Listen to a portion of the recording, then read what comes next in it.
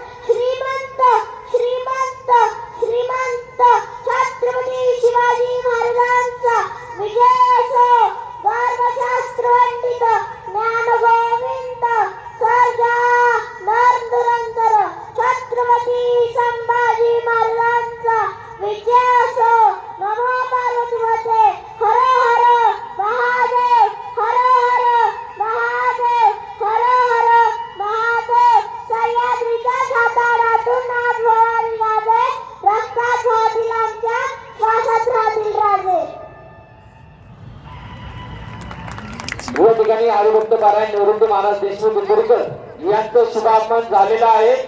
यांच्या हस्ते या ठिकाणी कीर्तनास सुरुवात होणार आहे. सर्व ग्रामस्थ शिवभक्तांना नम्रतेची विनंती, कृपया सर्व मान्यवर या ठिकाणी आपण आदरणीय आहात, प्रार्थनीय आहात, आपणास विनंती, कृपया सर्व मान्यवरांनी पुढे स्थानापन्न व्हायचे.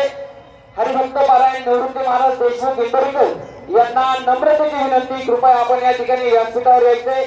तसेच सर्व मोठी ग्रामस्थ मान्यवर सर्वच आपण या ठिकाणी प्रार्थनीय आहात. आपणा सर्वांना विनंती, पुढे या ठिकाणी आपण पुढे स्थानापन्न व्हायचे. सर्वांना विनंती, कृपया सर्वांना विनंती, कृपया या ठिकाणी हरिभक्त पारायण निवृत्ती महाराज देशमुख हे या ठिकाणी कीर्तन करतील. बाकी सर्व मान्यवर आपणास विनंती.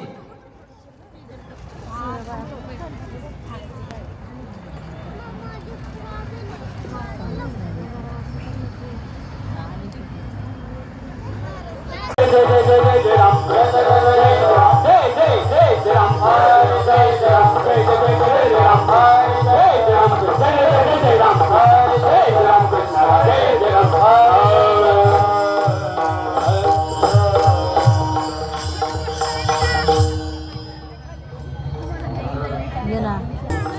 सुंदर ते उभे दिसे बरी, सुंदर ते उभे देवरी, सुंदर ते उभे देवरी, सुंदर ते उभे दिसे बरी.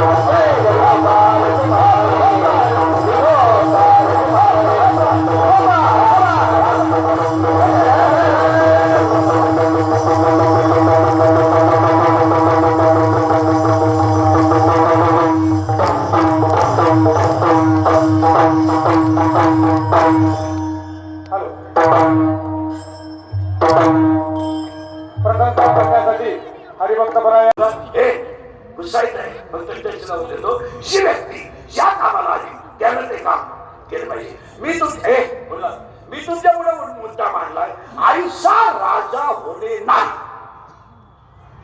आता पुढे सांगू, आपली वाणीच त्यांचं वर्णन करू शकत नाही.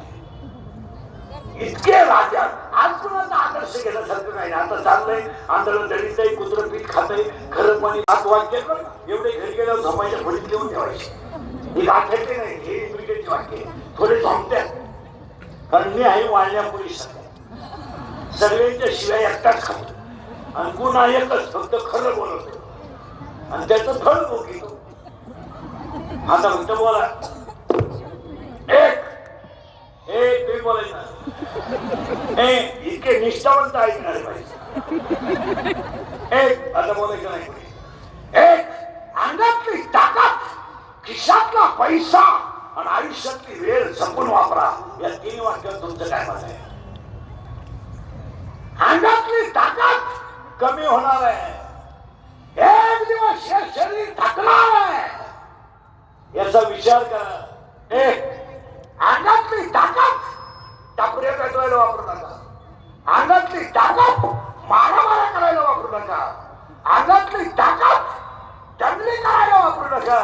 अंगातली ताकद काळ्या आईची सेवा, गोठ्यातल्या गाईची सेवा, घरातल्या आईवडिलांची सेवा, भारत मातेची सेवा आणि धर्मासाठी वापरा. आणि सगळी ताकद धर्मासाठी वापरली आणि जनतेसाठी वापरली, त्यांना छत्रपती म्हणतात.